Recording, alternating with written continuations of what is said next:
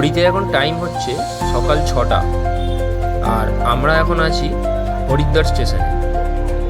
স্টেশনের বাইরেই থাকা একটা চায়ের দোকান থেকে লাল চা দিয়ে সকালটা শুরু করলাম, এবং ওয়েদারটা খারাপ থাকার জন্য আর রিস্ক নিলাম না। 4 জনের জন্য 4টে রেনকোট কিনে ফেললাম এমার্জেন্সি হিসাবে। হরিদ্বার স্টেশন থেকে বেরিয়ে ঠিক ডান দিকের রাস্তা ধরেই চলে গেলাম বাস ডিপোর দিকে। হরিদ্বার স্টেশন আর বাস ডিপো খুব একটা দূরত্ব না, 1 মিনিটের পায়ে হাঁটা পথ। আমাদের বাস নামনা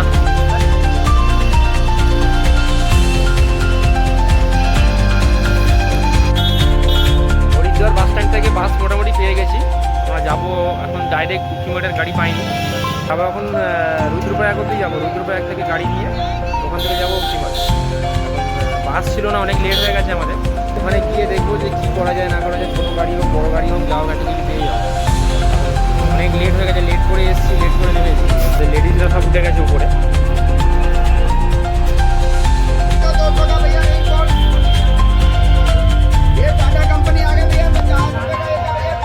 পাপাই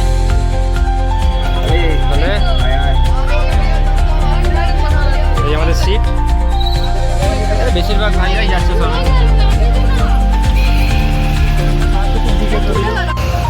যাত্রা আমাদের শুরু হয়ে গেছে।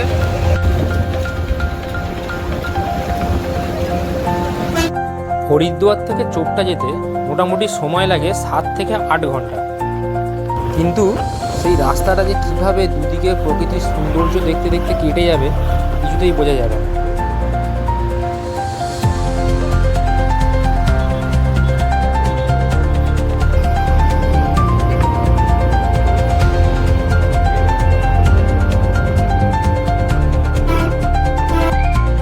থেকে 2.5 ঘন্টা এক টানা চলার পর বাসটি দাঁড়ালো একটি ধাবাতে। এখানেই আমরা সবাই ফ্রেশ হলাম, আর ফ্রেশ হয়ে চলে গেলাম দুপুরে লাঞ্চটা করতে।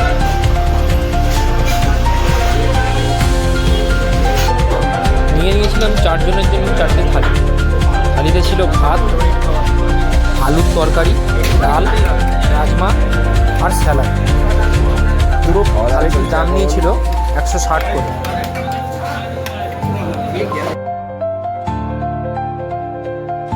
খাওয়া দাওয়ার পর 1 থেকে 1.5 ঘন্টার মধ্যে আমরা পৌঁছে গিয়েছিলাম রুদ্রপ্রয়াগ। রুদ্রপ্রয়াগ জায়গাটাও বেশ জমজমাট। এখান থেকে বহু গাড়ি চোপটার জন্য দাঁড়িয়ে রয়েছে। সেখান থেকেই একটা গাড়ি বুক করলাম, বুক করে বেরিয়ে গেলাম চোপটার উদ্দেশ্যে। তবে এই রাস্তাটা ছিল খুবই সুন্দর।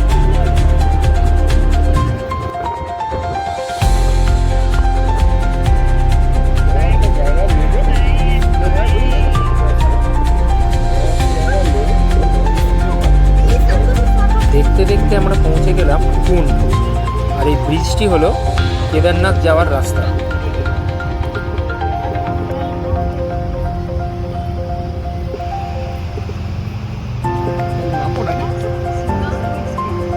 প্রকৃতির এত সুন্দর রূপ কখনো ভোলার মতো না।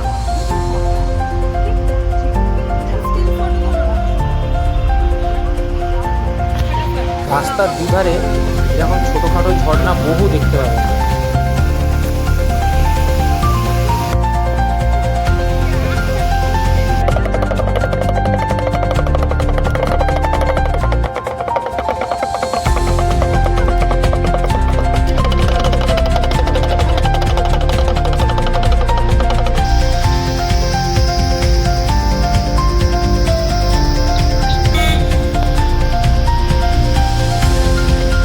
শেষমেশ আমরা পৌঁছে গেলাম আমাদের গন্তব্যস্থল তুংনাথ বাবার স্থান।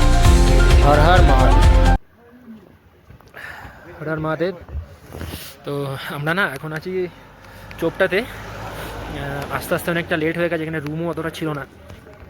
কোনো রকমভাবে কোনো কষ্টে একটা রুম পেয়েছি। অনেক খুঁজেছি, উপরে এত হাই চার্জ রুমের, 6,000 7,000 করে বলছে, 5,000 করে বলছে।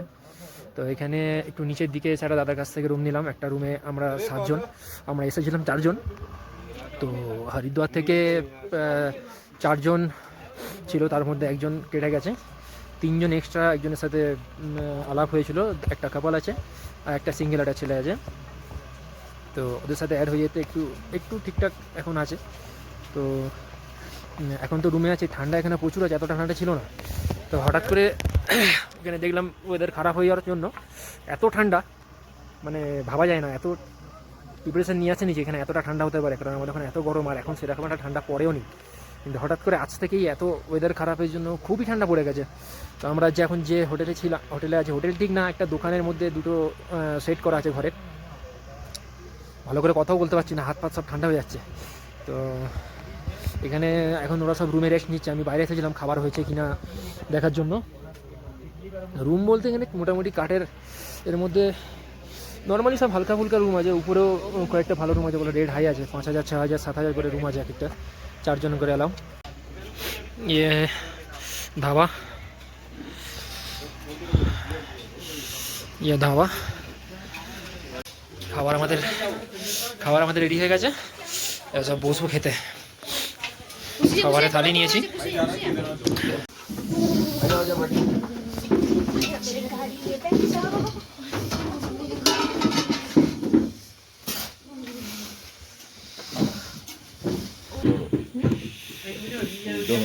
এদের রুটি, আলু মটরের সবজি আছে, ডাল আছে, আচার।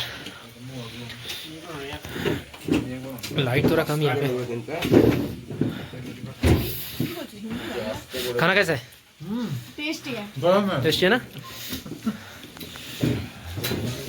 अभी इस टाइम पे टेस्टी हो या नहीं हो, टेस्टी लगेगा। नहीं टेस्टी ये हमारे रूम बेसी बड़ो ना, हल्कार ऊपर छोटो काठेर रूम আছে। টোটাল 7 জন এই আমাদের টিম।